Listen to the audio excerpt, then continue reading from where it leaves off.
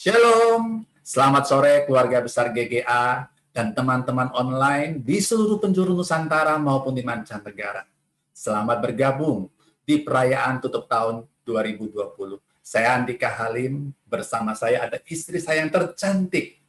Halo semuanya. Juga ada putra saya yang luar biasa. Halo semuanya. Kami akan memandu acara ini hingga selesai nanti. Saya tidak sendiri, bersama saya ada keluarga Pak Ferry Agustinus. Halo Pak Ferry. Halo Pak Akun, apa kabar? Apa kabar keluarga besar GGA? Selamat Hari Natal bagi kita semua. Saya Ferry Agustinus, ini istri saya, Eka Regina, dan di belakang ada Joel, Tasya, dan Davina. Selamat datang bagi teman-teman online yang telah bergabung baik di Facebook GGA Community, Facebook Indri Gautama, atau yang hadir di YouTube channel GGA Community. Pak Ferry, tidak lupa ada tim asyir kita yang luar biasa yang akan melayani dan menyambut tamu kita di hari ini. Namun sebelum kita mulai acara ini, kita akan ucapkan syukur kita kepada Tuhan kita Yesus Kristus. Mari kita berdoa bersama. Bapa, kami mengucap syukur dan terima kasih untuk sore ini kami bisa bersama-sama berkumpul di sini. Beberapa jam lagi kami akan mengakhiri tahun 2020 ini, masuk ke tahun 2021. Kami percaya Bapa, anugerah-Mu dan kasih setia-Mu tersedia berlimpah-limpah buat kami Bapa. Kami berkati pertemuan kami sore hari ini akan berjalan dengan baik dari awal hingga selesai nanti. Roh Kudus, Kau penasihat ajaib kami. Terima kasih untuk kehadiran Roh Kudus di tengah-tengah kami. Terima kasih Bapa, di dalam nama Yesus kami berdoa dan mengucap syukur. Amin. Tema perayaan kita di hari ini adalah kita mau celebrating life. Kita akan merayakan kemenangan-kemenangan yang terjadi di sepanjang tahun 2020 ini. Melalui kesaksian-kesaksian hidup, serta ada kilas balik yang terjadi di tahun 2020 ini yang patut kita syukuri bersama. Bagaimana dengan Anda sendiri? Bagaimana Anda memaknai momen Natal dan mengakhiri tahun ini? Nah, Anda bisa share di kolom komentar dan Anda bisa saling berbagi ke saudara-saudara yang lain. Sambil saling berbagi kesan di tahun ini, kami mengajak semua kita sama-sama memuliakan Tuhan melalui pujian berikut ini, dan mari kita sama-sama merenungkan setiap lirik lagu dari pujian berikut ini.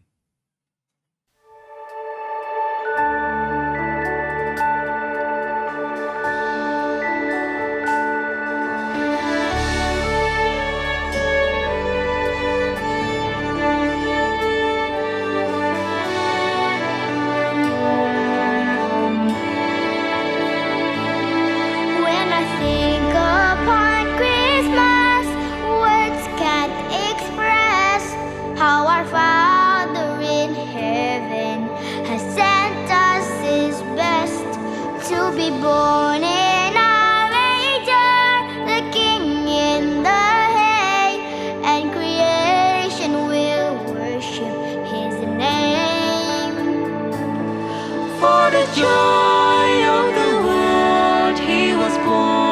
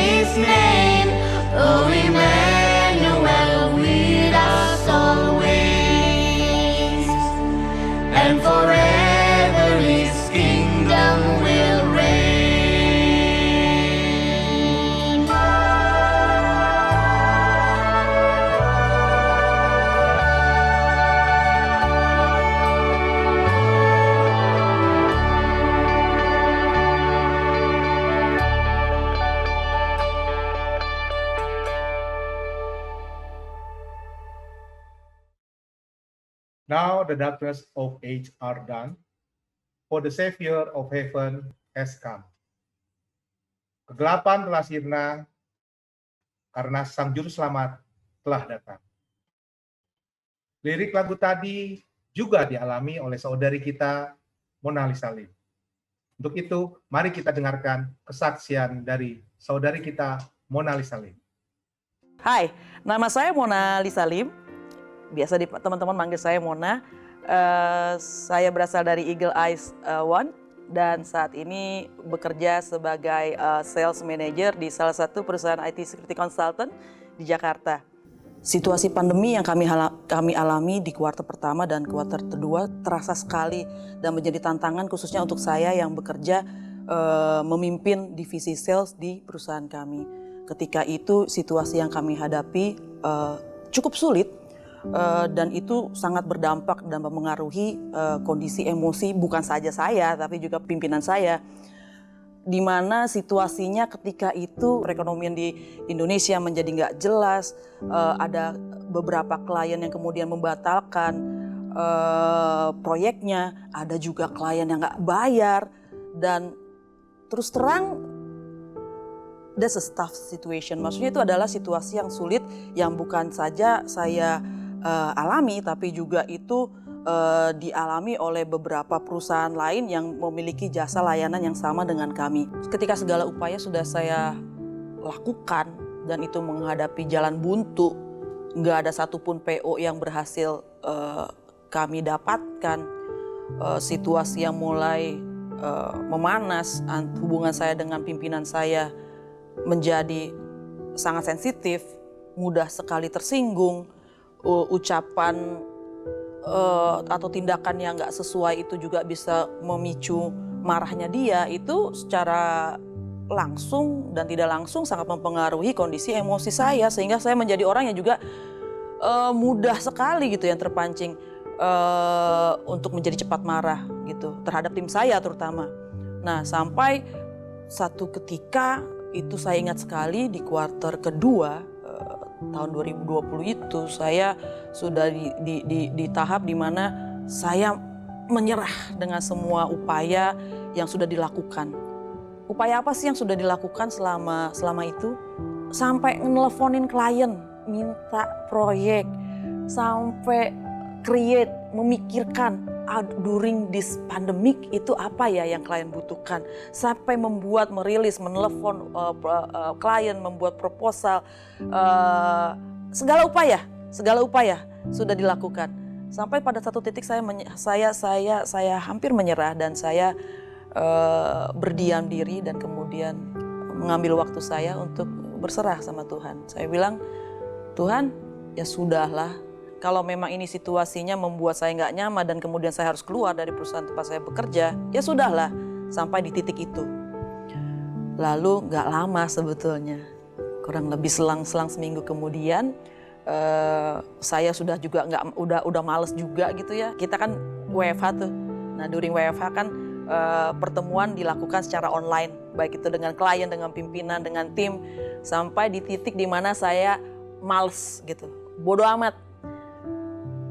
Duduk depan laptop, berpakaian seadanya, tanpa belum mandi bahkan ketika itu, saya menghadiri satu pertemuan yang negosiasi, yang mana saya sudah tahulah saya kalah. Jadi sekedar hadir, kemudian ya saya hadir hanya untuk mengikuti runtutan proses tender aja dengan salah satu perusahaan bank yang terkenal di Indonesia. Begitu meeting itu dimulai, perkumpulannya tuh langsung bilang gini, Mona, you know what gitu. Perusahaan kamu adalah satu perusahaan dengan nilai scoring tertinggi dari 3 perusahaan lainnya. Kaget dong, karena saya tahu banget gitu. Perusahaan yang lainnya itu adalah perusahaan yang top 10, yang saya tahu kualifikasi dan pengalaman mereka jauh di atas perusahaan kami. Lalu saya bilang gini, kok bisa ya? Iya, kamu memang mendapatkan scoring tertinggi, oke. Lalu bagaimana? Nah, ya kamu tinggal spill aja. Ini kita tinggal negosiasi harga, berapa harga yang kamu mau, yang kamu mau, dan kita sepakati saja. Wah, waktu itu tuh kayak apa ya? Senangnya itu ya, karena kan tadi saya bilang kan 6 bulan kalau kuarter kedua itu masuk bulan kelima sama sekali kita nggak mendapatkan PO. Nah ini adalah proyek yang besar banget, yang nilainya miliaran.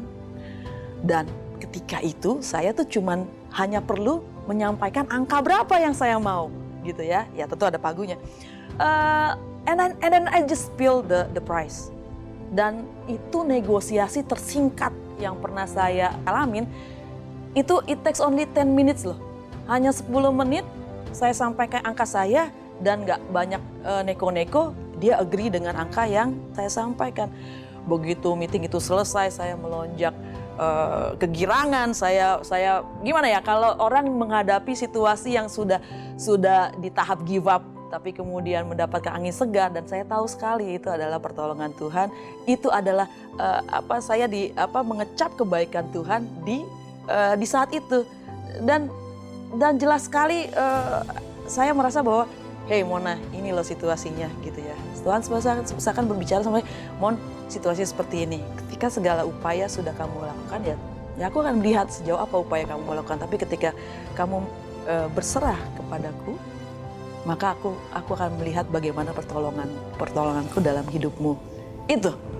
Dan itu menjadi satu titik di mana bosku kemudian, kita jadi bukan saja saya, tapi itu menjadi angin segar untuk seluruh karyawan di perusahaan kami, karena kita jadi nggak lost hope bahwa during this pandemi tentu aja selalu ada kebaikan Tuhan. Bukan satu hal yang mustahil untuk Tuhan bisa memberikan pertolongan atau membukakan jalan untuk kami bisa menerima mendapatkan proyek yang sebesar itu. Saya bersyukur saya menjadi bagian dari jemaat GGA yang saya tahu bahwa saya tidak sendirian.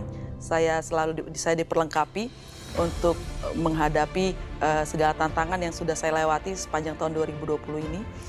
Banyak pengajaran disampaikan oleh Apostle Indri, Pastor If, sepanjang khususnya selama masa pandemi ini yang sangat berguna gitu ya, untuk saya bisa stand strong, dari pengajaran online, dari Bible study, itu sangat menolong saya sekali untuk bisa melihat bahwa tantangan sebesar apapun ketika saya berserah sama Tuhan, itu nggak sulit untuk Tuhan untuk menolong saya, dan saya juga nggak sendirian. Saya berada di tengah keluarga GGA, ya, di komunitas Kersel yang sehat, di tengah keluarga Kersel yang sehat, di mana ketika saya feeling down gitu kan, ketika saya menghadapi titik-titik sulit dalam kehidupan saya, ada mereka loh. It's a blessing for me. Saya merasa bangga menjadi bagian dari keluarga GGA dan Kersel di tempat saya bertumbuh. Karena mereka ini adalah bukan sekedar teman di momen-momen yang menyenangkan, tapi juga di situasi-situasi sulit, ketika saya mau menyerah, ketika saya nggak tahu lagi mau bikin apa, itu mereka ada. Ada sebuah quote yang sering disampaikan oleh Apostle Indri dan juga Pastor If ketika itu. Beliau mengatakan seorang pelaut ulung tidak dilahirkan dari laut yang tenang. Nah inilah yang saya alami sepanjang tahun 2020. Dan saya bersyukur bahwa saya tidak hanyut tenggelam di dalam badai, tapi saya justru menunggangi badai. Thank you. God bless you all. Puji Tuhan ya Pak Ferry, apa yang dialami sama sister kita Mona Lisa Lim. Banyak rekan-rekan Mona juga yang mengalami hal yang sama di masa pandemi ini, namun mereka mungkin dimunculkan semuanya di sini. Mona Lisa mungkin mengalami badai di bagian karirnya. Berikut ini ada pasangan muda dari keluarga besar GGA yang mengalami badai pada saat menantikan kelahiran putra mereka yang kedua. Telah hadir di ruangan ini Irwan Prajitno dan Kartika Wang. Tidak panjang lebar, aku serahkan kepada Irwan dan Kartika. Pengalaman apa yang kalian alami di awal Desember kemarin? Silakan. Oke, halo Pak Akun dan juga keluarga GGA semuanya. Kami mau menceritakan tentang apa yang terjadi pada kami belakangan ini. Jadi di awal pandemi ini kami mendapat kabar yang luar biasa bahwa saya hamil anak yang kedua. Dan kami merencanakan untuk bisa lahiran di pertengahan Desember. Dan memang menurut dokter kami bisa melahirkan di antara tanggal 15 Desember sampai tanggal 18. Namun karena pertimbangan tertentu kami melihat bahwa sepertinya tanggal 12 bulan 12 adalah tanggal yang indah untuk diingat. Dan pada tanggal 10 Desember kami harus melakukan PCR swab, yang mana itu adalah prosedur yang wajib dari seluruh rumah sakit sebelum melahirkan. Dan pada tanggal 10 tersebut kami juga melakukan kontrol dan sedikit kaget bahwa dokter sebenarnya bilang apabila untuk dioperasi tanggal 12 itu bayi kami harus mendapatkan suntik pematangan paru-paru. Dan ini membuat kami menjadi bimbang, apakah ini memang waktu yang terbaik untuk anak kami lahir. Karena sebelumnya dokter tidak mengatakan hal tersebut, namun karena untuk memberikan hal yang lebih minim resiko, beliau mengatakan untuk memberikan suntik pematangan paru. Dan ini membuat pergumulan kami di tanggal 10 menuju tanggal 11 cukup berat, dan kami berdoa kepada Tuhan bahwa biarlah keputusan Tuhan yang terjadi atas hidup kami. Dan tanggal 11, keesokan harinya, pada siang hari saat suami saya Irwan mengambil hasil tes PCR swab, hal yang mengagetkan adalah Irwan positif terkena COVID-19, sedangkan saya negatif. Dan ini tentunya membuat kami semua shock, karena memang sebenarnya untuk gejala yang dirasakan hanya gejala yang normal ya, karena memang beberapa hari sebelumnya Irwan mengalami meriang dan juga demam, tapi masih di level yang hanya belum sampai demam 38, which is kami masih malah mungkin masuk angin atau kecapean. Jadi ini merupakan suatu hal yang sangat shock dan membuat kami untuk langsung memutuskan bahwa operasi harus ditunda. Karena memang dokter juga memang menyarankan kalau operasinya ditunda beberapa hari tidak perlu adanya suntik pematangan paru tersebut. Kemudian akhirnya dengan mengambil keputusan yang cukup tenang, kami waktu itu masih berusaha positive thinking gitulah. Jadi kami mengambil keputusan bahwa Irwan akan melakukan isolasi mandiri di sebuah hotel. Lalu setelah 2 malam, 1 malam, keesokan harinya pada tanggal 12 tersebut pukul 7 malam, saya mengalami seperti yang pecah ketuban, tapi saya juga masih kebingungan karena memang anak pertama saya kan juga operasi, jadi saya nggak tahu bagaimana rasanya pecah ketuban tersebut. Jadi saya langsung buru-buru ke rumah sakit, which is Irwan masih ada di hotel kan gitu. Dan di perjalanan juga kami sudah mulai ada seperti badai yang hebat, karena Irwan juga bilang tunggu Pak Akun, karena kan Pak Akun leader kami di Komsel di Kersel. Kemudian tapi kami udah buru-buru pergi aja, saya nyetir sendiri dengan posisi celana saya maksudnya basah gitu kan. Dan itu tapi puji Tuhan mama saya sudah datang. Mama saya sudah datang dari Surabaya. Jadi saya berdua sama mama saya buru-buru dengan nervousnya ke rumah sakit, cepat-cepat ke kamar bersalin. Namun setelah dicek memang ternyata itu bukan pecah ketuban dan saya diperbolehkan untuk pulang. Nah di situ Irwan juga menyusul ke rumah sakit meskipun dia nggak boleh masuk, dan kami hanya melihat dari kejauhan, dia di lobi, saya masih di kursi roda seperti itu. Dan disitulah mulailah Irwan merasakan tubuhnya mungkin mengalami stres ya, jadi dia mengalami sesak nafas setelah saya sudah pulang dari rumah sakit tersebut.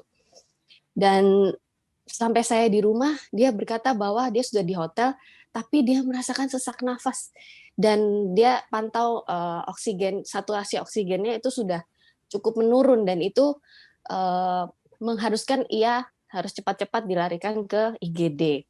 Dan setelah pertimbangan dengan keluarga kami di Surabaya, Irwan dibawa ke rumah sakit Mitra Bekasi. Di situ meskipun jauh, tapi puji Tuhan, Tuhan memberikan pertolongan lewat saudara kami yang juga adalah dokter di rumah sakit tersebut. Yang mana rumah sakit di Jakarta maupun Bekasi sebenarnya untuk pasien COVID sudah sangat penuh. Dan Irwan harus menunggu di IGD sampai subuh. Dan itu juga membuat saya sangat khawatir, saya nggak bisa tidur, dan saya benar-benar berasa capek sekali, dan saya doa ke Tuhan, kenapa ini yang harus terjadi pada kami, gitu kan. Kemudian saat itu saya malam susah tidur, tapi saya juga berusaha untuk silence and solitude, dan akhirnya pada pagi hari saat saya bangun, saya masih belum mendengar kabar suami saya. Pastor Is dan Pak Kun mengajak saya video call, dan di situ saya, puji Tuhan sekali, saya bisa merasakan ketenangan yang luar biasa saat kami berdoa bersama dan merasakan Tuhan itu benar-benar hadir dalam hidup kami. Dan pada siang harinya, Irwan langsung mengabari saya. Di situ saya juga merasakan kasih Tuhan yang luar biasa, karena Irwan bisa telepon video call dengan wajah yang berbeda, dan dia menceritakan hal bahwa pagi tadi dia juga mengalami pertemuan dengan Tuhan, dan itu merupakan afirmasi dari Tuhan bahwa memang pada pagi tersebut Tuhan benar-benar hadir dalam kehidupan kami gitu. Dan mungkin nanti Irwan bisa menceritakan apa yang dia alami sendiri ya.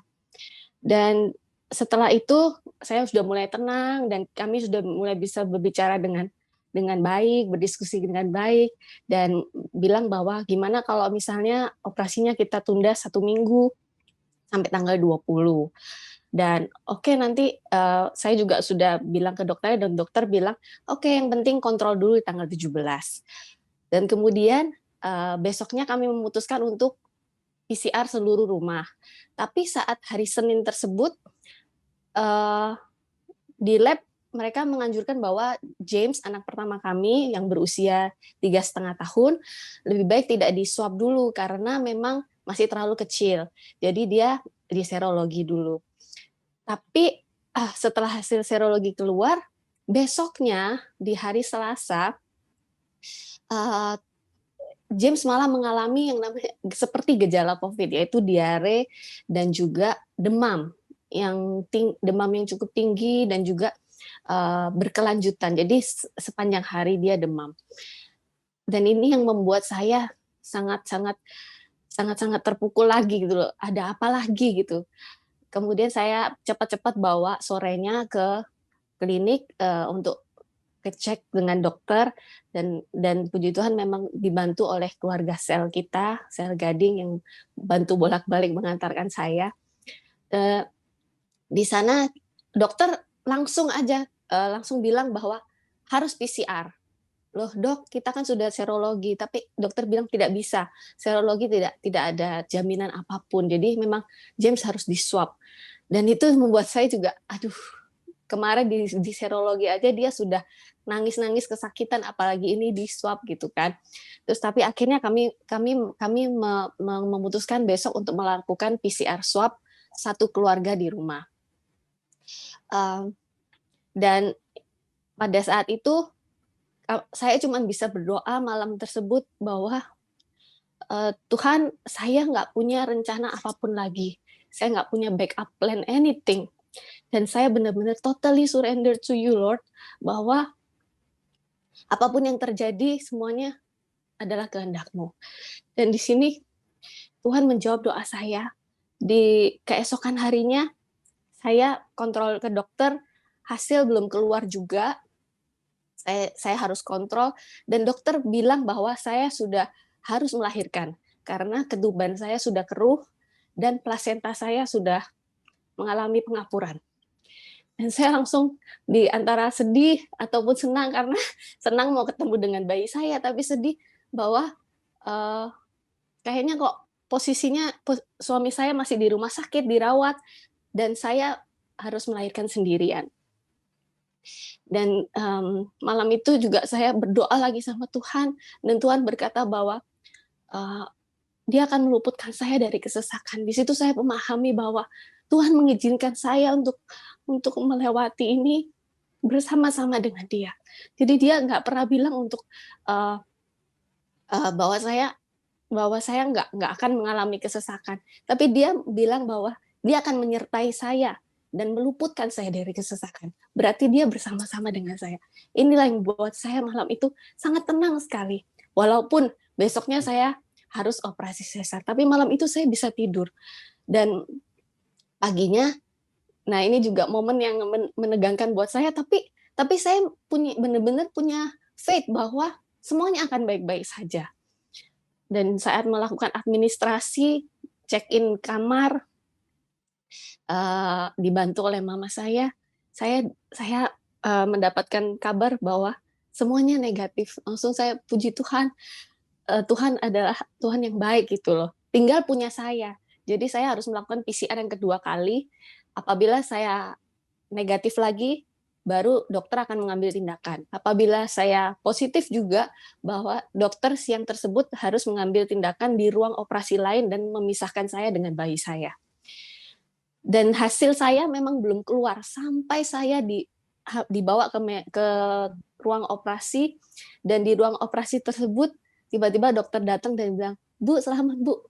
Ternyata Ibu PCR keduanya juga negatif." Saya langsung memuji Tuhan, dan saya cuma bisa terima kasih Tuhan, karena apabila saya positif sudah pasti saya langsung setelah melahirkan udah bayi saya di swab, dia juga nggak bisa saya pegang lagi gitu kan sampai saya sembuh. Dan di saat itu di kamar operasi saya bisa merasakan kehadiran Tuhan yang luar biasa. Roh Kudus hadir dan saya sambil menyanyi sampai dokter di ruang operasi juga bilang, "Wah, baru kali ini pasiennya nyanyi dan memuji Tuhan," gitu loh. Tapi disitulah saya merasakan, meskipun saya jauh dengan suami saya, tapi kami berdua berasa dekat sekali. Justru di momen ini malah kami merasakan kehadiran Tuhan itu yang menyatukan kami di ruang operasi tersebut. So, setelah saya melakukan operasi, kemudian suami saya bisa melihat lewat video yang dikirimkan, dan juga kami bisa video call, dan sampai pemulihan selesai, meskipun sampai kami pulang ke rumah pun suami saya masih belum negatif, tapi disitulah saya melihat kebesaran Tuhan atas hubungan kami berdua. Jadi kami bisa damai satu sama lain. Ya nggak bisa dipungkiri kami juga nangis juga gitu loh. Maksudnya kok gini ya? Tapi tetap kami menjadi lebih kuat. Kami bisa melewatinya bersama-sama. Jadi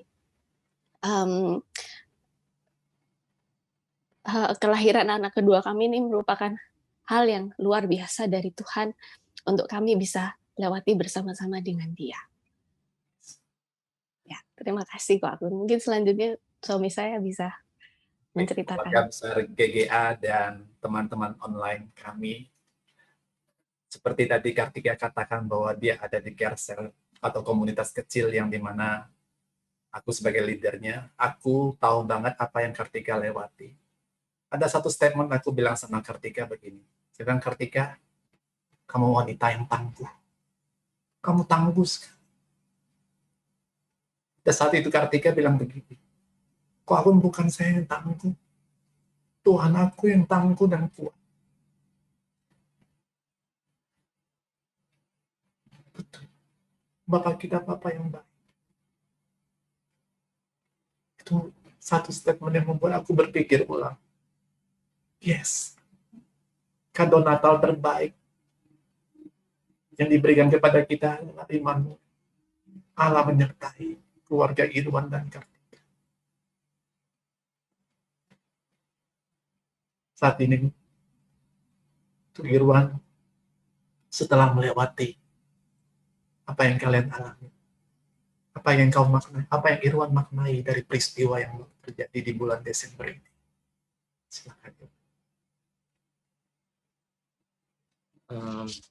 Saya cuma mau nambahin aja apa yang diceritain istri saya. memang semuanya itu benar ya. Jadi di saat malam malam itu aku mau cerita dulu ya. Di saat malam itu yang aku dilarikan ke IGD itu, aku merasakan suatu kepanikan di dalam pikiranku. Jadi aku itu tidak bisa mengontrol pikiran yang aku nggak tenang gitu. Karena di saat itu istri aku mengalami kontraksi palsu, dan di mana aku sedang mengalami isolasi mandiri dan sedang sakit. Aku nggak di dalam hatiku itu aku nggak terima gitu loh. Kenapa kok bisa ini terjadi dalam hidupku gitu loh. Aku udah menanti-nantikan untuk kelahiran bayi ini 9 bulan. Aku menantikan banget saat-saat momen-momen ini. Tapi di saat kurang berapa hari aja, cuman kurang 2 hari, di situ dapat kabar aku positif COVID, dan aku harus jauh dari mereka, dari keluarga aku, dari istri aku. Di situ aku benar-benar terpukul, dan kaset itu aku putar terus di pikiranku malam itu, sehingga menyebabkan aku sesak nafas gitu. Sesak nafas itu rasanya seperti kita itu nggak bisa bernafas. Bayangkan kalau kita nggak bisa bernafas gimana. Jadi aku terpaksa harus dilarikan ke IGD pada saat itu. Kalau tidak aku mungkin bisa pingsan atau nggak tahu seperti apa gitu. Dan waktu malam itu sekitar jam 11 aku masih mengantri di IGD, karena di sana juga masih banyak sekali orang-orang yang sekitar mungkin ada 2 atau 3 yang aku lihat tuh terpapar COVID juga, dan kamar IGD itu full, sekitar ada 8 atau 10 ranjang itu semuanya penuh, dan aku pada waktu itu dalam keadaan sesak, aku harus menunggu. Dokternya juga bilang, "Tunggu ya Pak, maaf ya Pak, karena memang full, semuanya full," gitu. Dan aku baru bisa masuk kamar itu jam 4 subuh. Jam 4 subuh itu aku udah nggak ada komunikasi sama sekali, HP aku udah nggak ada. Habis itu saat aku masuk itu mereka juga, waktu itu aku nggak bawa baju, nggak bawa apa-apa, jadi ya itu aja yang aku pakai, baju itu aku pakai. Waktu itu jam 4 aku udah capek luar biasa, jadi aku berusaha untuk tidur dan tidak bisa tidur karena sesak nafas. Jadi aku bilang sama susternya, "Sus, boleh dibantu, aku sesak nafas ini, bisa apa yang bisa aku lakukan gitu, apakah bisa minta oksigen gitu." Susternya bilang, enggak ada Pak." Oke, terus habis itu dia bilang, "Bapak kalau sesak nafas caranya ini aja, Bapak selama 30 menit tidurnya tengkurap dan berusaha nafas dari situ." Aku pikir, wow, gimana caranya ini tengkurap dan belajar dan bernafas 30 menit. Nah, setelah itu aku coba posisi aku tengkurap, aku bernafas dari perut selama 30 menit, tapi tetap aja nggak bisa. Nah, pada saat itu aku teriak kepada Tuhan gitu. Aku mulai tanya kepada Tuhan, "Tuhan, kenapa ini kok bisa terjadi pada aku?" gitu. "Kenapa aku sampai bernafas saja aku nggak bisa?" gitu loh Tuhan. Aku bertanya pada Tuhan, tapi Tuhan, di saat itu Tuhan menjawab aku. Dia bilang, "Tenang Irwan, I will carry you through this. Jangan khawatir." Setelah dengar itu aku benar-benar dengar tuh secara jelas, Tuhan benar-benar berbicara dengan aku jelas sekali. Aku langsung lega, aku langsung bisa nafas. Aku bisa nafas. Aku lega sekali gitu, dan habis itu aku sekitar jam 5 atau jam 6 pagi itu aku baru mulai tidur. Jadi mulai tidur, aku tidur sekitar cuman 3 jam aja, habis itu dibangunin suster untuk minum suntik obat dan lain segalanya. Tapi aku cuma tidur 3 jam, tapi aku udah merasa segar, merasa udah enakan itu banyak karena itu Tuhan melawat aku di saat-saat seperti itu. Di saat-saat aku sendiri, nggak ada siapapun yang bisa menjenguk aku. Istri aku juga nggak bisa aku hubungin saat itu. Nggak ada siapapun. Tapi Tuhan ada. Tuhan ada di sampingku. Tuhan selalu beserta aku selama ini. Tuhan nggak pernah meninggalkan aku. Disitulah makna yang aku dapat itu selama itu di situ. Aku bersyukur aku punya Tuhan yang selalu menyertai aku. Di situ. Terima kasih Irwan dan Kartika untuk pengalaman yang kalian sharing kepada kita semua. Di masa pandemi ini memang Tuhan sedang membentuk kita menjadi pelaut-pelaut yang ulu, menjadi penunggang badai yang tangguh, dan yang merasakan. Ya, betul. Orang biasa. Keluarga besar GGA dan rekan-rekan dan teman-teman online kami dimanapun berada. Apabila kalian menyaksikan siaran ini dari manapun kalian berada, dari rumah sakit, dari tempat-tempat isolasi mandiri, dimanapun kalian berada, apa yang dibagikan oleh Irwan dan Kartika, saya berharap itu memberkati kalian semua, bahwa Tuhan tak pernah meninggalkan. Dia ada di atas Anda, di bawah Anda, di samping kiri Anda, di samping kanan Anda. Ada satu momen saya di malam yang Kartika mungkin nggak bisa tidur. Saya janji sama Kartika, saya bilang handphone saya akan on terus. Kamu bisa kontak saya jam berapapun juga. Waktu itu Irwan lagi menuju rumah sakit dan belum mendapat kamar. Kartika WA saya jam 3 pagi. Saya baru baca jam 4 lewat karena tertidur. Manusia nggak bisa. Tapi Tuhan bisa menjaga Kartika dan Irwan 24 jam per hari. Saya delay 1 jam saya janji untuk mendengarkan dan membalas panggilanmu segera, tapi terdelay 1 jam. Biarlah pengalaman yang kalian bagikan ini menjadi pelajaran buat kami semua yang melihat dari sini. Kita akan melihat seminggu ke depan, setelah swab Irwan yang negatif kedua, kita akan melihat Irwan menggendong Jordan, Kartika menggandeng James the Wonderful Kids, dan foto bersama. Dan kita akan lihat, kita katakan, badai pasti berlalu. Thank you Irwan, thank you Kartika untuk kesaksian kalian. Terima kasih. Thank you. You're welcome. You're welcome. Oke, kisah berikut ini datang dari sepasang sejoli. Sejoli adalah ABG, Angkatan Babi Gue. Ternyata bagi pasutri-pasutri kita di masa WFA ini, masa yang paling menderita. Bener nggak, Han? Ya. Wah, menderita nggak kamu? Oh, biasa. Jaga image jaim ya. Saya yakin kalau kalian mengalami, kita juga ngalamin sama-sama ya. Tapi mari kita simak badai apa yang dialami oleh keluarga Souka berikut ini. Kita saksikan. Pernikahan tahun ini masuk pernikahan yang ke-33 tahun. Dan kami dikaruniai 4 putra. Sebentar lagi mau mantuk. Semua waktu bulan Maret itu pas awal-awal pandemi itu kan semua bekerja dari rumah.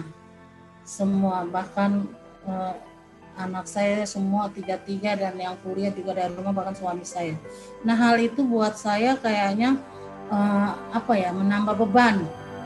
Saya biasanya kalau pagi tuh keluar, terus saya bisa ke pasar, saya bisa jalan yang saya mau. Tapi kok semenjak pandemi itu saya benar-benar merasakan tuh nggak bisa kemana-mana. Terus suami di rumah, anak-anak di rumah. Jadi beban tuh tambah banyak. Bayangin, cucian tambah banyak, setrikaan tambah banyak.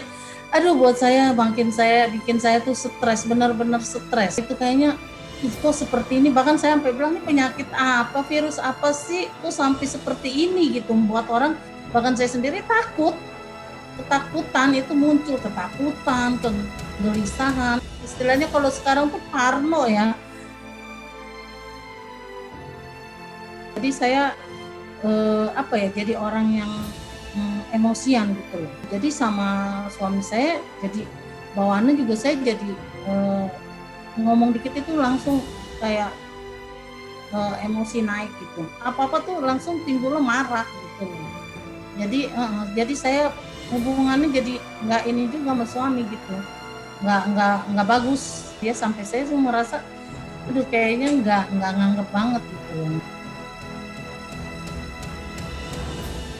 Buat saya itu beban ya.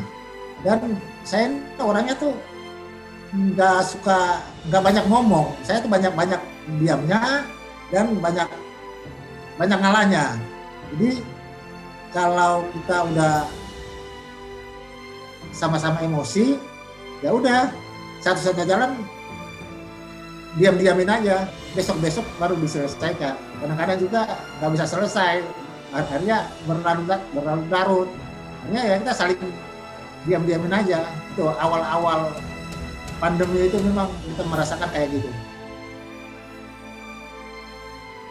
Selama pandemi itu kan Apostle Indri itu ada Bible study ya, bagikan di Facebook.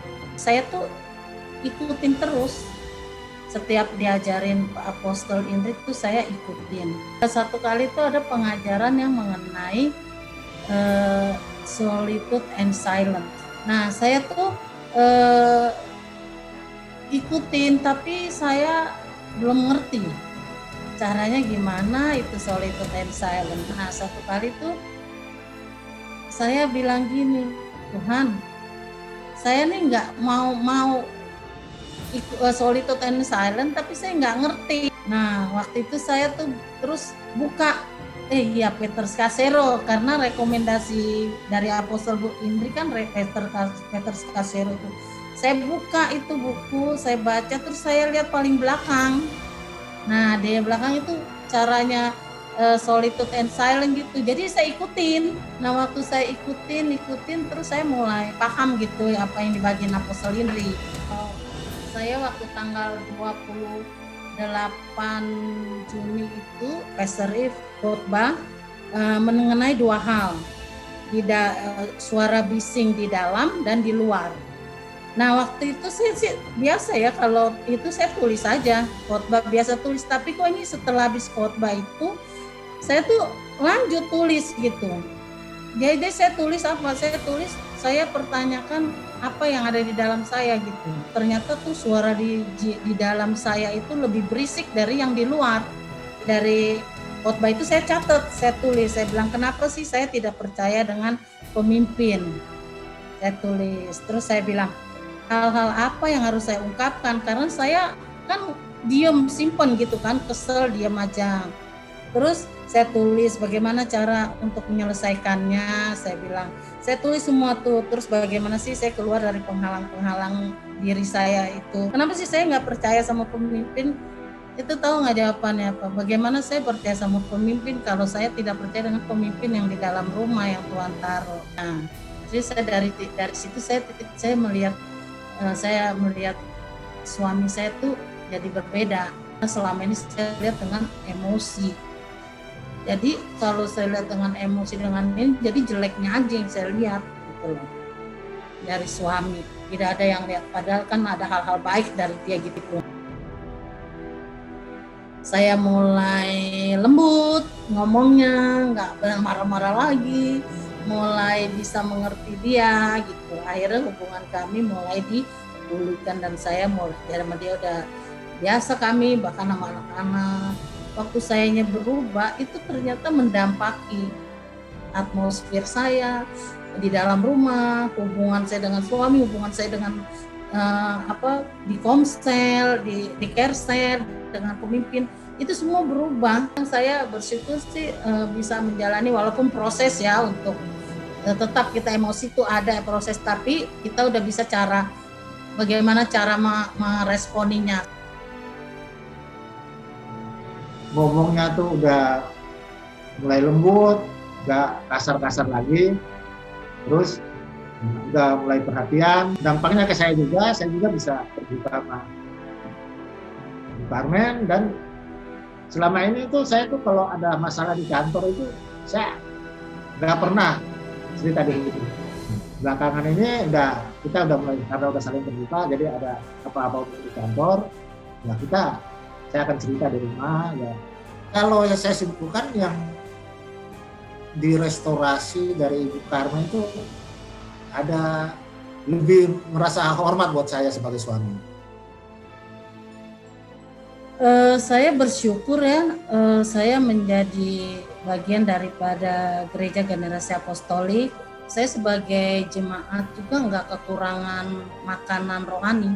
Ini saya merasa diberkati ya dengan pengajaran-pengajaran dari Bible Study online, terus ibadah, firman yang dibagikan, justru itu menguatkan, terutama juga di Kersel, support system dari Kersel, bahwa saya tuh nggak sendirian di masa-masa saya mengalami emosi itu, justru ada teman-teman Kersel, tetap mereka tuh support.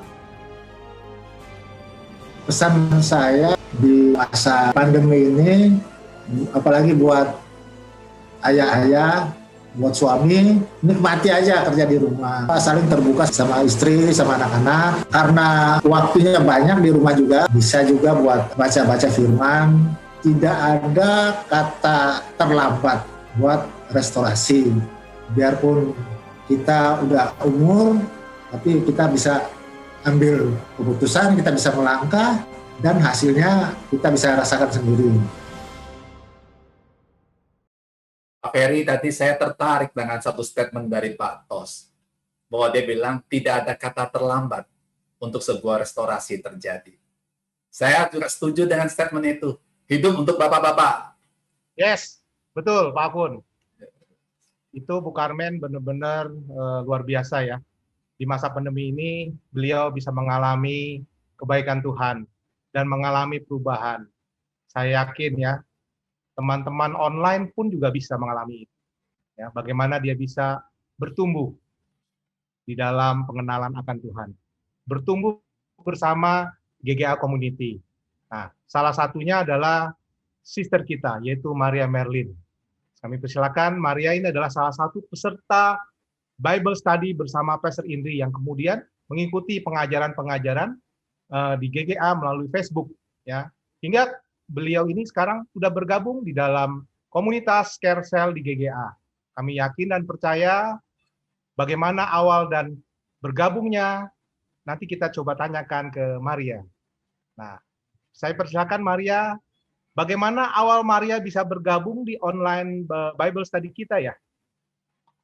Ya, terima kasih Pak Ferry. Ya, memang Maria awal bergabung dalam GGA Community, memang awalnya Maria sangat suka mengenai pengajaran-pengajaran dari Bible Study Apostle Indri Gautama.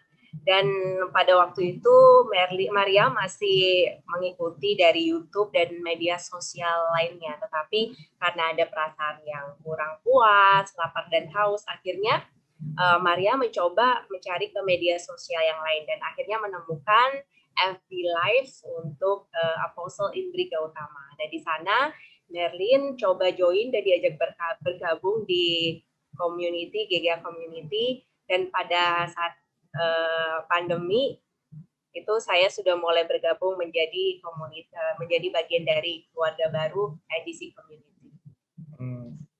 Namanya ini juga ya, Maria panggilannya atau Merlin nih panggilannya? Maria.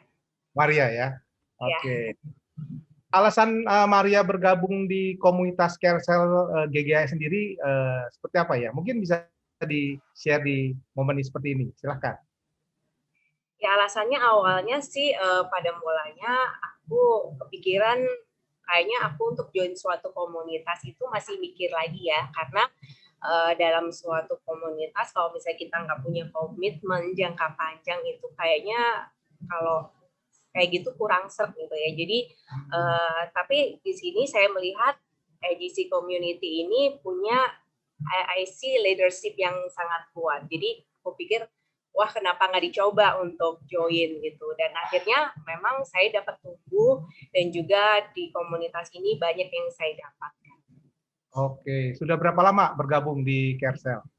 Untuk berapa lama, Maria sudah lama bergabung sekitar 6 bulan. 6 bulan lamanya, dan ya cukup menyenangkan dalam suatu keluarga yang baru yang sangat bisa menerima Maria apa adanya, dan saya merasa terberkati dan dikasihi. Amin. Dampak dari CareCell sendiri di dalam kehidupan Maria mungkin bisa di-share. Nah, untuk dampak, I have lots impact ya, dapat banyak sekali dampak. Terutama I have huge transformation, banyak transformasi yang terjadi dalam hidup saya, khususnya untuk karakter, pembentukan karakter secara emosional. Kalau tadinya Maria itu sedikit banyak moody, gampang tersinggung, mudah marah, tetapi ketika saya dibentuk dalam komunitas ini, saya lebih mengasihi, lebih cepat memberi maaf, apalagi di dalam komunitas ini juga didorong untuk mengasihi sesama. Tapi the most important thing, saya di sini mendapatkan guidelines untuk membangun hubungan pribadi dengan Tuhan. Dan saya juga dapat di-guide untuk melakukan solitude and silence, sehingga karakter yang tadinya saya menjadi orang yang terburu-buru menjadi orang yang lebih relax, lebih unhurried life person, lovable, lebih humble. Dan untuk di tahun ini juga, di 2020, saya pun juga mengalami apa yang namanya lahir baru, mempunyai hubungan yang baru dengan Tuhan, Yesus Kristus, dan juga penyelamat jiwa saya. But the most important thing, saya mengucapkan banyak terima kasih buat komunitas ini, karena saya tidak tahu jika Tuhan tidak mengirimkan komunitas ini di dalam kehidupan saya di tengah pandemi, di tengah pergumulan yang begitu besar, tekanan dari keluarga maupun pekerjaan. I have a lot from this family. Thank you so much. Praise God ya, to God be the glory. Thank you Maria sudah membagikan pengalaman, kesaksian bersama GGA Community, dan tentunya Maria bisa bertumbuh terus di dalam pengenalan akan Tuhan bersama-sama di CareCell. Thank you Maria sekali lagi. Sama-sama Pak Ferry. Keluarga besar GGA dan teman-teman online kami, saat ini kita akan masuk satu segmen yang kita tunggu-tunggu, yaitu Kilas Balik Gereja Generasi Apostolik di tahun 2020. Berikut ini adalah rangkuman peristiwa yang terjadi di sepanjang tahun 2020. Mari kita saksikan bersama-sama.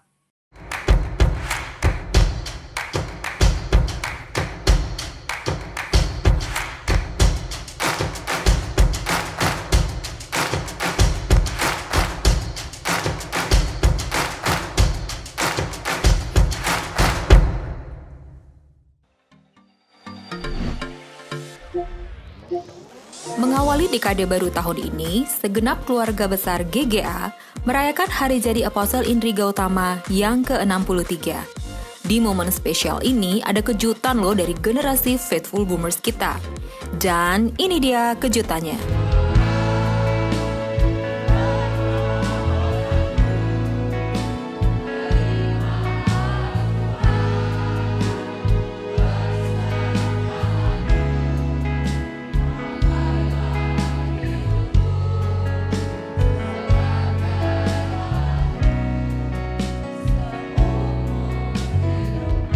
Wow, luar biasa bukan semangat Faithful Boomers kita?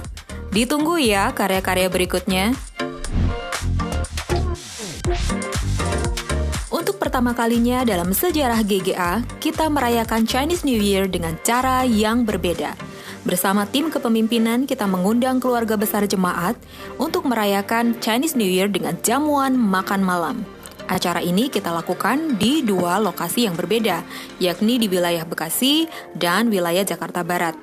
Ini menjadi ajang untuk saling berkenalan dan saling berbagi pengalaman tentang kebaikan Tuhan di masing-masing keluarga. Dan yang paling berkesan, melalui perayaan ini setiap hubungan-hubungan mengalami pemulihan dan setiap orang mengalami kehadiran Tuhan. Semua ini adalah hasil kolaborasi yang apik dari setiap Kersel GGA. Tepat pada tanggal 31 Maret 2020, GGA memasuki usianya yang ke-17 tahun. Sekalipun kita tidak bisa merayakan bersama dengan gegap gempita seperti yang sudah direncanakan, namun situasi pandemi tidak membuat kita berkecil hati. Justru pandemi global ini membuat janji Tuhan untuk ekspansi apostolik mengalami percepatan. Hal ini diteguhkan melalui perkataan nubuatan yang dilepaskan oleh Pastor Nicky Reborde kepada kita. Pastor Nicky adalah rekan sejawat kita yang selama ini telah mengajarkan dan melatih para pemimpin GGA dalam kelas Prophetic Activation. Dari sinilah perjalanan ekspansi apostolik kita dimulai. Krisis global tidak serta-merta membuat pertemuan Kersel kita mengalami krisis. Justru di masa krisis ini, kehidupan berjemaat semakin kokoh. Hubungan tetap terjalin, pertumbuhan jemaat tetap terpelihara, pengembangan kepemimpinan tetap berlangsung. Kita bersyukur, gembala kita di rumah ini tanggap dan sigap menyikapi perubahan akibat krisis. Melalui ibadah online, Kersel Online, dan Bible Study, rumah GGA bebas dari krisis makanan rohani. Tidak hanya untuk dinikmati sendiri, melalui akses dunia maya yang tanpa batas, kita juga turut berbagi kepada saudara-saudara seiman lainnya yang mengikuti setiap pengajaran online kita. Sebagai wujud partisipasi kita terhadap kebutuhan tim medis yang berjuang di gugus depan, kita menyalurkan bantuan berupa alat pelindung diri ke beberapa rumah sakit dan fasilitas kesehatan lainnya di Jakarta. Terima kasih bagi segenap jemaat dan mitra GGA yang turut mengambil bagian. Kita bersyukur di tengah krisis sekalipun, Tuhan menyediakan benih untuk ditabur. Single, panggilan atau pilihan.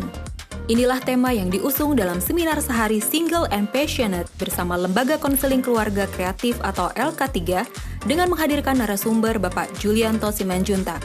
Seminar ini bertujuan memperlengkapi kaum dewasa muda GGA agar mengisi kehidupan lajangnya dengan utuh dan bermakna. Ini adalah bagian dari komitmen kita untuk terus mengembangkan sumber daya manusia.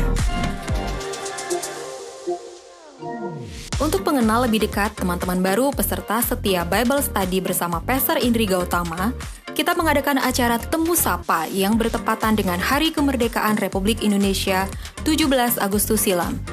Temu Sapa ini dihadiri oleh teman-teman online dari berbagai penjuru Nusantara. Tidak hanya saling berbagi pengalaman dan pembelajaran, momen ini juga menjadi ajang melepas rindu, karena ternyata banyak dari mereka yang sekian lama bertumbuh lewat pengajaran Apostle Indri, namun tidak ada kesempatan untuk bertemu. Bagi teman-teman online yang saat itu belum bisa bergabung, semoga ada kesempatan berikutnya ya. Masih dalam rangka memperingati Hari Kemerdekaan Indonesia, kita mempersembahkan sebuah karya spesial berupa persembahan lagu dari seluruh lintas generasi. Melalui cover lagu The Blessings, kita melepaskan perkataan berkat bagi bangsa kita. Kita melepaskan janji-janji Tuhan dan harapan baru di tengah krisis yang melanda. Lagu ini Anda bisa saksikan di YouTube channel GGA Community. Menjelang akhir tahun ini, kita menerima 21 nama yang resmi menjadi anggota Gereja Generasi Apostolik. Mereka adalah orang-orang yang selama ini telah menjalani kehidupan berkomunitas melalui Kersel dan terbukti setia dalam komitmen untuk dimuridkan menjadi tim pembangun di rumah GGA. Selamat ya untuk ke-21 tim pembangun kita. Treasureland Graduation. Kita merayakan setiap transisi hidup yang dialami generasi muda kita. Di tahun ini, beberapa anak dari kelas Seeker Treasureland bergabung dengan komunitas remaja di Youth Insight. Mereka adalah anak-anak kita yang berusia 12 hingga 13 tahun. Di Youth Insight, mereka akan terus dikembangkan menjadi teruna-teruna yang siap memimpin. Ibadah rumah duka. Kita baru saja kehilangan salah satu jemaat terkasih di penghujung tahun ini. Ibu Hana Rahmawati meninggalkan 3 putri dan 1 putra. Segenap tim kepemimpinan GGA berkolaborasi mempersiapkan ibadah penghiburan hingga pelepasan jenazah secara virtual. Dan ini menjadi ibadah rumah duka virtual pertama yang kita lakukan. Seperti biasa, setiap memasuki tahun baru Rosh Hasanah, Apostle Indri dan Pastor Evelyn bersama segenap jajaran sectional leaders dan beberapa pemimpin mengawali tahun ini dengan melakukan perjamuan kudus. Dalam pertemuan ini, kita juga memberkati perencanaan korporat untuk 5 tahun mendatang. Perencanaan ini terkait dengan perencanaan pengembangan jemaat dan tim kepemimpinan dari generasi anak, generasi youth, generasi kampus, single adult, dan para keluarga. Kita mau pastikan bahwa apapun yang kita impikan terjadi pada gereja kita, semuanya terencana. If we fail to plan, we plan to fail. Live Like Jesus adalah tema Youth Festival tahun ini. Selama 3 hari, peserta remaja kita diperlengkapi untuk menjadi influencer muda yang memimpin seperti Yesus. Tidak hanya dihadiri remaja dari GGA Insight, YouFest ini juga kedatangan remaja-remaja dari luar pulau. Yang pasti nggak cuma seru, di momen ini kita pastikan generasi muda kita memiliki fondasi firman yang kuat di dalam Kristus. Nah, bagi yang belum sempat hadir tahun ini, yuk, tahun depan jangan ketinggalan ya. Menjelang akhir tahun, kabar gembira datang dari Carousel Single Adult kita. Selamat atas pesta multiplikasi Carousel Eagle Eyes One. Dan kita sambut kelahiran Carousel Eagle Wings. Ini bukti bahwa krisis tidak menghambat pengembangan kepemimpinan. Kemuliaan bagi Tuhan, dan kita rayakan ekspansi apostolik di masa pandemik. Sekalipun dirayakan secara virtual, perayaan Natal tahun ini punya makna tersendiri. Secara berturut-turut kita mengadakan 3 perayaan Natal spesial. Treasureland Unboxing Christmas, Youth Insight Christmas dengan virtual drama bertema One Day We Will Talk About Today, dan Natal umum kita Christmas from Home. Terima kasih bagi segenap jajaran tim kepemimpinan dan jemaat GGA yang super kece atas kerja keras dan semangat kolaborasinya, sehingga momen perayaan Natal kita bisa terwujud. Tak ketinggalan kepada teman-teman online kami yang juga turut bergabung merayakan Natal bersama keluarga besar GGA Community. Sarang he! 365 hari telah kita lewati bersama. Hari-hari yang telah melatih kita berkawan dengan corona. Sesungguhnya bagi dia segala hari baik adanya. Bagi kita, bagaimana memaknainya dengan berbeda? Karena badai akan selalu ada, seperti halnya kasih karunia selalu tersedia. Maka, mari tinggalkan 2020 dengan kejayaannya dan jelang 2021 dengan iman dan asa.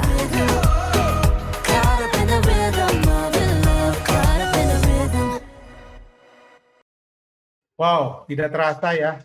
Banyak peristiwa yang telah kita lewati dan kita lalui. Ada senang, sedih, ada takut, khawatir. Tapi itu semua dengan penyertaan Tuhan kita bisa lewati tahun ini dengan baik. Beberapa jam lagi kita akan mengakhiri tahun 2020. Untuk itu, mari kita dengarkan pesan-pesan dari Pastor Indri Gautama dan Pastor Evelyn Nadeat untuk memperlengkapi kita, mempersiapkan kita memasuki tahun 2021. Waktu dan tempat kami persilakan kepada Pastor Evelyn Nadeat dan Pastor Indri Gautama. Kita mengucap syukur atas apa yang Tuhan telah kerjakan, dan kisah-kisah yang barusan kita dengar adalah kisah campur tangan Tuhan di tengah-tengah kehidupan domba-dombanya, anak-anak Tuhan yang Dia muridkan bahkan di tengah-tengah pandemi ini. Saya sangat terharu dan tentu Apostle Indri pun merasa terharu ya bahwa pewahyuan yang Tuhan berikan sepanjang pandemi ini, yang sudah dimulai sebelum pandemi, mengenai solitude and silence, bagaimana kita menjadi pelaut yang tangguh di tengah-tengah badai, itu sekarang justru teruji dan kita mulai melihat dampaknya di dalam kehidupan berjemaat. So, kita mengucap syukur untuk itu semua.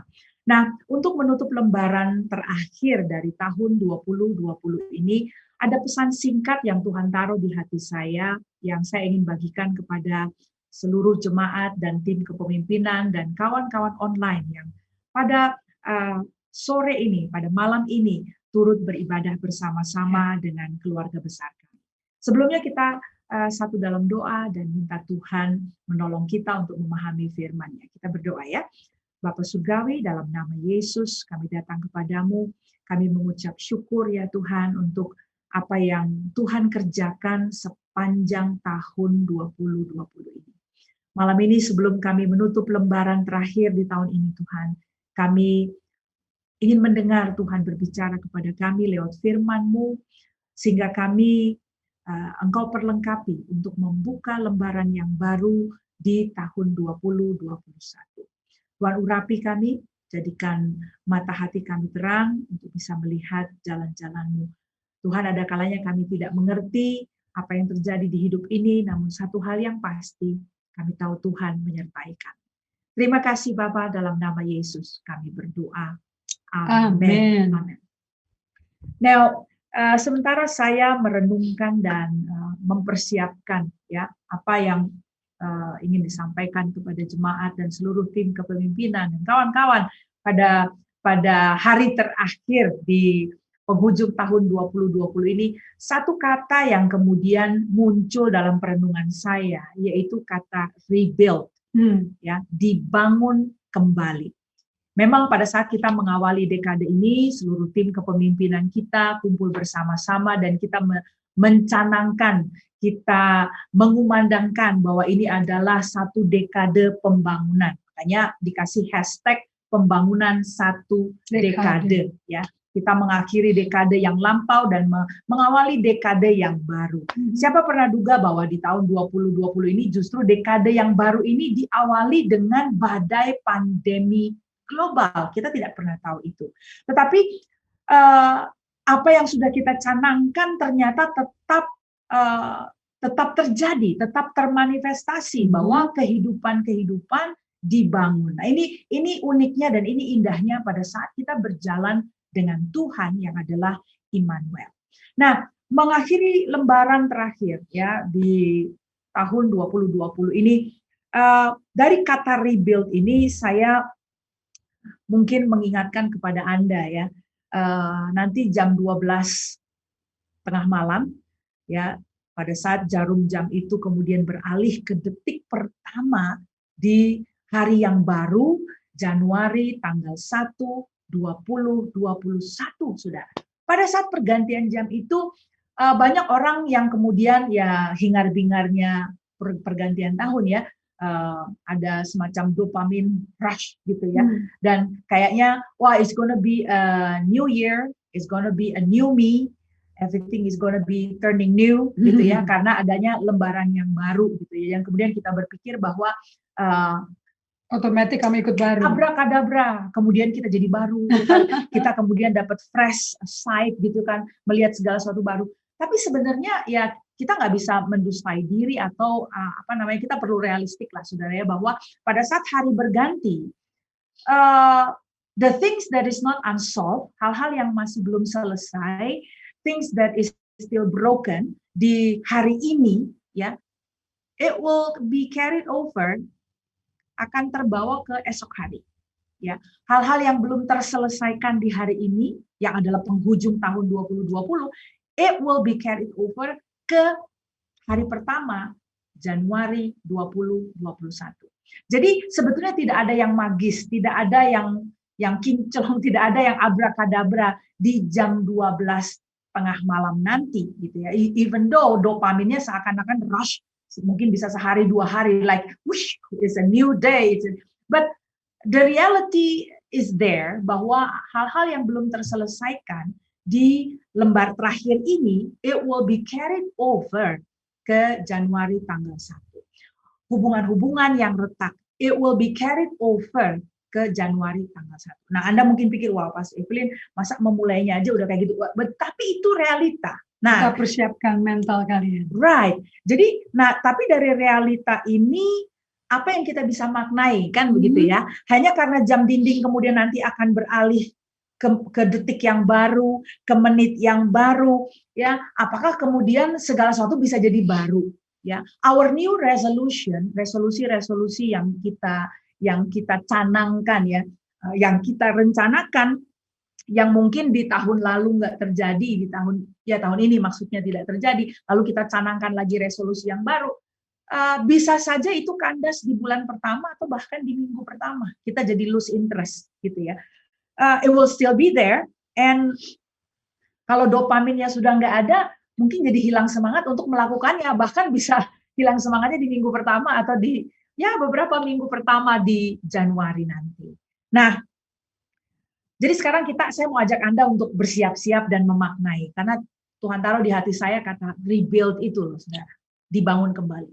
Nah, kata rebuild ini ya, words related to rebuild, ada kata-kata yang terkait dengan kata rebuild atau dibangun kembali, itu adalah to fix, ya, memperbaiki, membangun, mengangkat gitu ya, to reconstruct, mengkonstruksi kembali, overhaul, Turun mesin. ini kayak turun mesin, ya kan, refurbish, Kembali mengisi perabot di dalam. ya, patch, to patch, Tambal. ya, menambal, recondition, Mengkondisikan kembali. yes, reassemble. Mengassemble kembali semua spare part. Jadi kalau reassemble tuh diatur kembali. Ya, diatur kembali, dipasang kembali ya, Sampai dipasang jadi, kembali. ya. And to touch up. Make up-nya diberesin lagi. Ruangan tamu diberesin lagi. Right. Nah, itu adalah kata to rebuild. Jadi kata ini kandungannya itu semua gitu ya. Ada memasang kembali, membangun, patching, ya, menambal, reconditioning. Nah, ini semuanya ada di dalam makna kata to rebuild. Saudara, Yesaya 61 ayat yang keempat, yang kita pernah dengar sebelumnya, itu berkata begini, mereka akan membangun reruntuhan yang sudah berabad-abad dan akan mendirikan kembali tempat-tempat yang sejak dahulu menjadi sunyi. Mereka akan membaharui kota-kota yang runtuh, tempat-tempat yang telah turun-temurun menjadi sunyi. Saya mau hadirkan ini di penutupan tahun, di hari terakhir tahun 2020, dan membuka lembaran yang baru besok hari di Januari 1 tahun 2021. Membangun, rebuilding, to rebuild. Saudara, ayat ini berbicara mengenai reruntuhan. Sepanjang tahun 2020, ada area-area yang mungkin karena goncangan badai ini kemudian tersingkap di dalam kehidupan kita pribadi. You know, some broken parts in our life. Ada hal-hal yang masih runtuh, yang masih remuk di dalam kehidupan kita. Kalau Anda ingat, kita pernah mencanangkan bahwa kita mau menjadi gereja yang sehat dengan tim kepemimpinan yang sehat secara spiritual, sehat secara mental, sehat secara relasi, ya, sehat secara fisik. Nah, sepanjang badai ini ternyata goncangan yang hebat menyingkapkan kondisi kesehatan yang agak rapuh di beberapa di beberapa aspek hidup kita. Nah, di dalam keremukan-keremukan itulah yang kadang-kadang menjadi kita rentan untuk mengungkapkannya, ya. Dan kita pikir nobody want to see the broken part, ya. Sama kayak kita datang bertamu ke rumah orang, nggak mungkin dia tunjukkan rombel-rombelnya yang berantakan-berantakan. Kalau bisa ditaruh di kardus-kardus di pojokan, disimpan, jejelin di pojok-pojok mana. Dan kita nggak mau area seperti itu yang justru tersingkap dan diketahui. Nah, saya mau katakan kepada Anda tadi bahwa pergantian tahun bukanlah sesuatu yang magis, yang abrakadabra, lalu kemudian segala yang remuk itu tiba-tiba menjadi brand new, ya. Kalau kita dapat kado segala sesuatu yang baru enak, tetapi in reality kan nggak kayak gitu ya. Jadi yang remuk-remuk ini ya akan terbawa ke hari pertama di bulan Januari gitu ya. Yang kita masih tutupi, yang kita masih simpen-simpen, nggak mau dilihat orang, akan terbawa ke Januari tanggal 1 nanti, besok hari.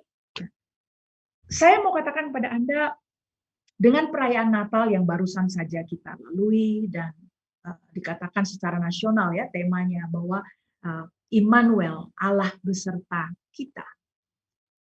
Dia itu menyertai kita bahkan memasuki tahun yang baru dengan segala romel-romel, dengan segala rongsokan-rongsokan yang selama ini masih tertutupi di dalam hidup kita.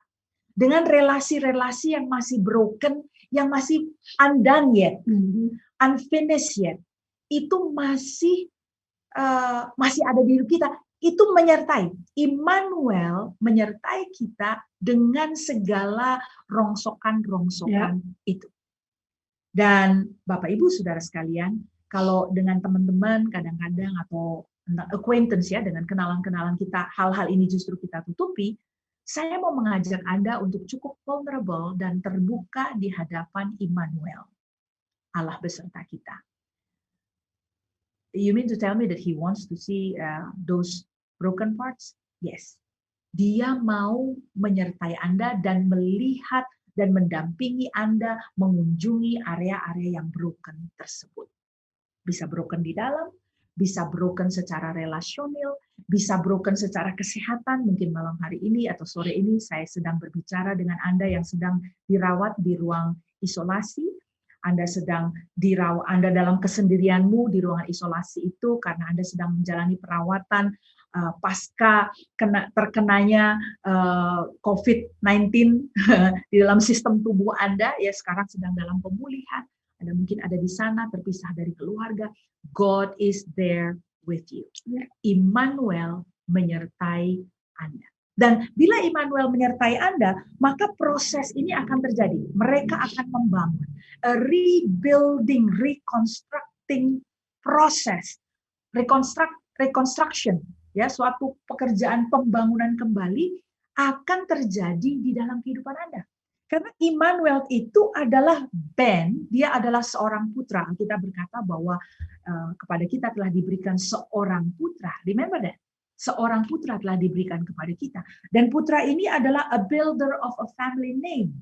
Dia adalah seorang pembangun. Ya, itu dia ada Ben, ya bahasa aslinya adalah Ben, a son, atau seorang putra, a builder of a family name. Itu saya tuliskan di sana istilah Ben atau putra, ya. Seorang pembangun dari nama keluarga. Nah, jadi bagian yang broken itu silahkan. Karena begini, hanya Tuhan kita Sang Immanuel, seorang putra itu yang mampu membangun on top of the ruins of our life. Ya, kalau kita lihat perjanjian lama pada saat bangsa Israel dibuang ke Babel, kita melihat sejarahnya. Dia berkata berulang-ulang kepada para nabinya, I will build you Israel. Aku akan membangun engkau on top of that ruins, di tengah kehancuran yang sudah berabad-abad itu. I will build you. Aku akan membangun engkau. Jadi kalau ada power, kalau ada kuasa yang nggak nyerah dengan kerusakan-kerusakan, dengan rontokan-rontokan, dengan ruins, ya, all those pebbles dalam hidup kita, ya, rocks yang udah nggak bersusun lagi, yang sudah tidak lagi tersusun rapi, itu hanya dia yang bisa membangunnya kembali. Jadi Matius pasal yang pertama ayat 23, lihat kembali di sana bahwa Allah menyertai kita, itu Immanuel, right? Biar ini tidak hanya jadi satu kalimat yang kita hafalkan pada saat perayaan Natal, tetapi izinkan Dia yang telah memulai pekerjaan yang baik dalam kehidupan kita, menyertai kita melangkah memasuki lembaran yang baru. Bukan dengan magic, bukan dengan abrakadabra, lalu tiba-tiba, tada, Anda jadi seseorang yang baru. No. Tomorrow morning, waktu Anda berdiri di depan cermin, you will see the same you. Anda akan lihat sosok yang sama. You check your heart, it's still the same person gitu loh. Nggak langsung hilang masalah-masalah kita, nggak langsung hilang those broken parts yang kita alami di hari sebelumnya. But dengan Immanuel beserta kita, Allah yang menyertai kita, seorang pembangun legacy family menyertai kita, maka dia bisa kita tetap undang hadir di tengah-tengah reruntuhan itu dan membangun kita kembali. Ya, ada satu ayat dari Yesaya 43 ayat yang ke-19 ya, di mana di sana Tuhan janjikan, katanya jangan ingat-ingat hal yang lampau yang dahulu, aku sedang melakukan perkara yang baru. Perkara yang baru di situ dalam bahasa Ibrani adalah chadas, yang artinya fresh and new. Sesuatu yang segar, sesuatu yang baru. Tetapi kalau kita lihat lagi lebih dekat dari kata cadas ini, saudara, maka kita akan temukan bahwa kata fresh and new-nya di sini mengandung makna apa? To rebuild, to renew, to repair. Jadi hal yang baru itu bukan baru yang tada langsung nah, baru itu karena direkonstruk dari yang sudah rusak. I think God wastes nothing. Amen. Amen. Even Amen. our broken part. Yes. Justru kalau ada brokenness, itu Tuhan bisa pakai untuk melihat, membawa kita pada kita penglihatan, nanti kamu dari ini aku ubah jadi kayak apa. Amen. Jadi dia adalah Tuhan yang terkenal dengan reputasinya tidak pernah menyia-nyiakan apapun juga, Even pengalaman buruk. bahkan pengalaman buruk. Firman-Nya berkata Allah turut bekerja dalam segala perkara. And he is the one who began the good work. That's right. Jadi selalu So the good, the bad, and the ugly, semuanya Tuhan pakai. Tuhan tahu. Menjadi And it's not sesuatu yang wasted. baru dan fresh. Ya, dan kita nggak perlu tutup-tutupin. Amen.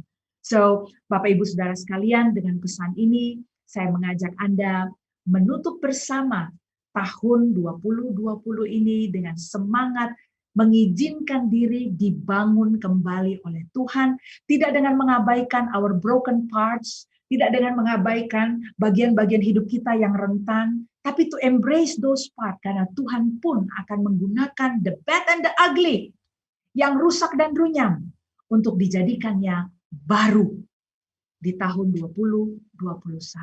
Immanuel, God is with us. Bapak Ibu sekalian, kita akan satu dalam doa, dan mungkin di akhir firman Tuhan ini juga saya mengajak Anda untuk menabur bagi pekerjaan Tuhan. Kita memberikan benih kita untuk memasuki tahun yang baru, percaya bahwa apa yang kita tabur akan menjadi berkat, sehingga Injil firman Tuhan ini bisa diberitakan sampai ke ujung-ujung bumi. Kita satu dalam doa ya. Bapa Surgawi, dalam nama Yesus, kami mengucap syukur untuk hari ini. Terima kasih untuk janji bahwa Tuhan tidak pernah meninggalkan kami. Bahwa Engkau bahkan akan menggunakan bagian-bagian yang rusak dari hidup kami, Tuhan. Secara vulnerable kami serahkan dalam tangan-Mu. Untuk Tuhan, terjadi proses rekonstruksi, terjadi proses pembangunan kembali. Karena tidak pernah Kau sia-siakan bagian-bagian hidup kami. Sekalipun itu bagian yang paling rusak, yang paling runyam. Segalanya Tuhan bisa pakai untuk kemuliaan nama-Mu. Bapak, terima kasih Tuhan. Juga pada hari terakhir ini, di mana kami menutup tahun ini bersama-sama, kami mau memberikan persembahan kasih kami yang terbaik bagi pekerjaan Tuhan. Dan berdoa agar setiap taburan yang jemaat-Mu berikan ini, Tuhan, bisa kami pakai bersama untuk pemberitaan firman dimanapun kami berada. Terima kasih Bapak Surgawi, dalam nama Yesus kami ucap syukur dan kami berdoa. Amin. Amin. Amen.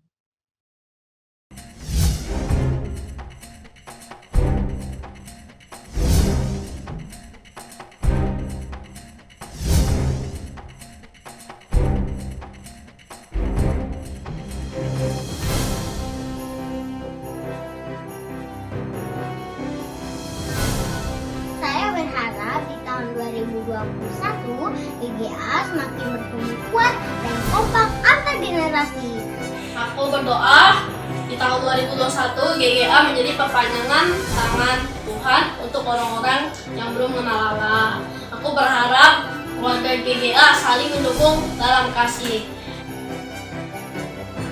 doa dan harapan aku untuk GGA untuk tahun kedepannya adalah GGA semakin bertumbuh sebagai platform pengembangan kepemimpinan, terutama aku dan juga teman-teman youth agar terus dikembangkan di Gereja Generasi Apostolik.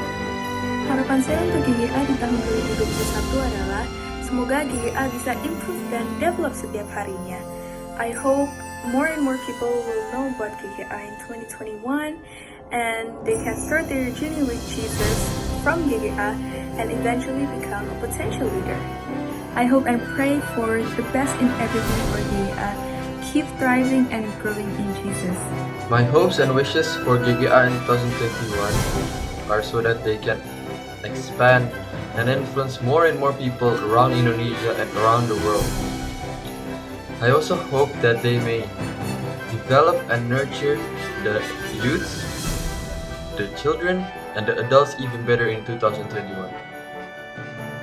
Lastly, I also hope that we can get closer as a family and as a church.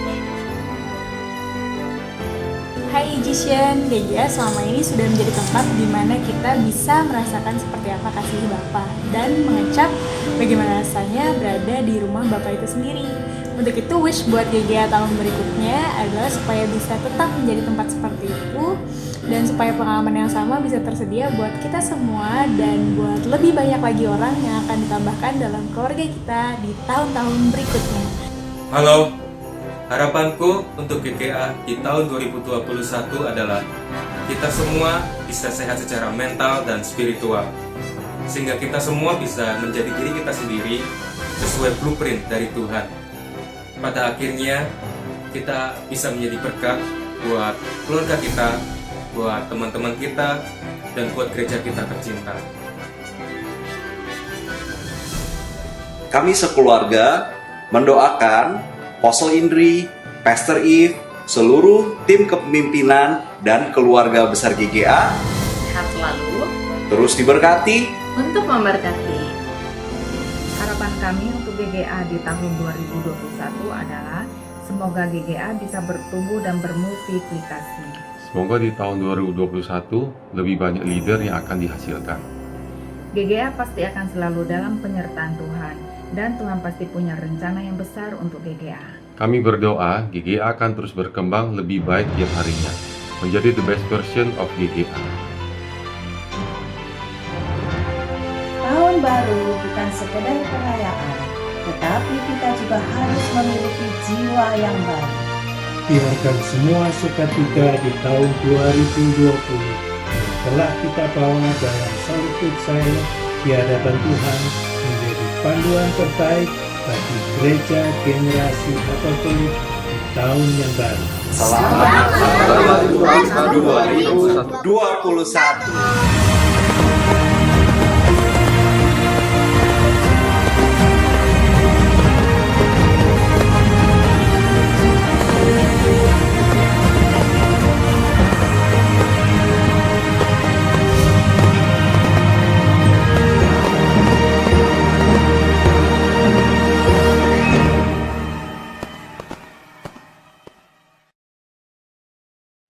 Yeay, tinggal beberapa jam lagi dan kita akan mengakhiri tahun yang luar biasa ini, tahun 2020 memang betul-betul luar biasa ya, luar biasa, penuh dengan kejutan. Kita akan akhiri tahun ini dan menerima berkat Tuhan. Seluruh jemaat dan tim kepemimpinan, kawan-kawan online, siapkan hati Anda untuk menerima berkat Tuhan yang akan mengiringi kita untuk memasuki lembaran yang baru tahun 2021.